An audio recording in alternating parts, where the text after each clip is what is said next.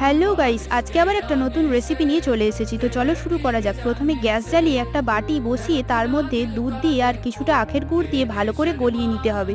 গুড়টা গলানো হয়ে গেছে, এবার এর মধ্যে দারুচিনি গুঁড়ো আর বেকিং সোডা দিয়ে আরও কিছুক্ষণ মিশিয়ে গ্যাস অফ করে দিতে হবে। এবার এর মধ্যে অল্প অল্প ময়দা দিয়ে একটা ব্যাটার বানিয়ে নিতে হবে। এখানে ময়দা না থাকলে আটা ব্যবহার করা যেতে পারে। এবার ব্যাটারটা রেডি হয়ে গেছে। এবার প্যানে ঘি গরম করে এক হাতা করে তৈরি করা ব্যাটার দিয়ে চারিদিকে সমানভাবে ছড়িয়ে প্যানকেকের আকার দিয়ে দিতে হবে। উল্টে পাল্টে ভালো করে ভেজে তুলে নিতে হবে।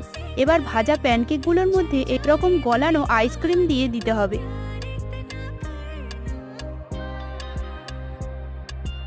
এগুলোকে রোল করে নিয়ে মাঝখান থেকে কেটে নিতে হবে। দেখো এই রকম হবে।